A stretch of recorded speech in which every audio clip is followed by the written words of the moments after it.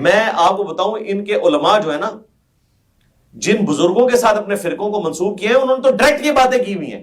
مثلا راغب نعیمی صاحب کو میں صرف ایک حوالہ دوں گا ان کے لیے, ان کے پورے فرقے کے لیے جو کروڑوں میں ہے, کہ احمد بریلوی صاحب المتوفا 1921 عیسوی, انہوں نے سبحان السبوح کتاب لکھی ہے, فتاوی رضویہ میں دیوبند اور اہل حدیث کا رد کرتے ہوئے دونوں کو کمبائنڈ وہابی کا ہے, اور ڈائریکٹ کہا کہ وہابیوں کا خدا, اس کے بعد گالیاں نکالنے شروع کر دی. کون کون سی گالی نکالی؟ چور, زناکار, اور دنیا جان کی کوئی گالی کوئی ایک بازاری آدمی دے سکتا ہے نا, وہ ساری گالیاں لکھی اور کہا وہابیوں کا خدا یہ ہے, وہابیوں کا خدا یہ ہے, وہابیوں کا خدا یہ ہے. ڈائریکٹ کہا, یہ نہیں کہا کہ کافر کہتے ہیں وہابیوں کا خدا یہ ہے, خود انہوں نے وہابیوں کے خدا کو گالی دی. یہ ایک حوالہ میں دے رہا ہوں, میں تو انبار لگا سکتا ہوں حوالوں کے, ایک دے رہا ہوں, اور ان کی پوری ضروریت کو چیلنج ہے کہ بتائیں اس کے اوپر 295 اے بی سی تینوں نہیں لگتی ہے جو ڈائریکٹ گالی نکال رہا ہے. اب میں اگلی بات کرنے لگا ہوں. فتاوی رضویہ شریف پر انہوں نے اعتراض کیا. میں کہتا ہوں گریبان میں جھانک کے دیکھو, یہ میرے پاس موجود ہے الجوہد المقل. دیوبندیوں نے ایک عبارت لکھی, سنو, کس نے؟ دیوبندیوں نے عبارت لکھی الجوہد المقل. اس کے اندر انہوں نے لکھا اللہ تعالیٰ ہر کبھی, سنو سارے یار, پھر بھی اللہ تعالیٰ ہر کبھی چیز کے اوپر قادر ہے. کس پر؟ ہر گندا کام اللہ کر سکتا ہے.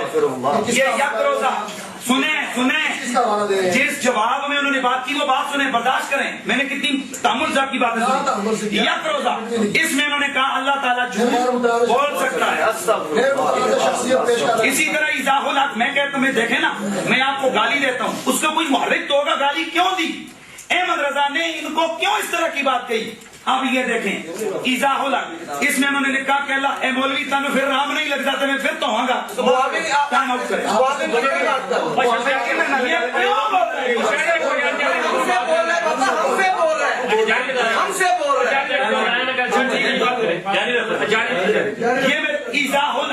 ایضاح الحق دوسری, اس کے اندر شاہ اسماعیل دہلوی نے لکھا اللہ تعالی معاذ اللہ جہت مکان زمان اور ترکیب عقلی اس سے متصف ہے.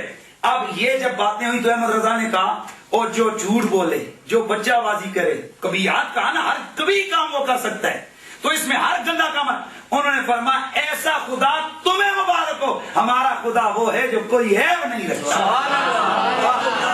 ہماری اپنی عبادت ہمارے کھاتے میں ڈال رہے ہو, یہ بات کر رہے ہو کہ جناب یہ دو خدا. انہوں نے اسی لیے کہا ایسا خدا وہابیوں کو ہو سکتا ہے جو ایسے پٹھے کام کرے, ہمارا خدا وہ ہے جو وحدہ لا شریک ہے.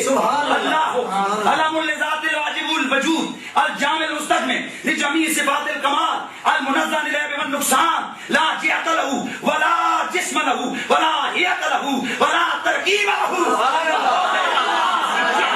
اللہ وہ ہے جس کا زمان نہیں, اللہ وہ ہے جس کا مکان نہیں, اللہ وہ ہے جس کا ہماری طرح کا جسم نہیں ہے. وہ کون ہے؟ وہ کسی کی عقل میں نہیں آ سکتا.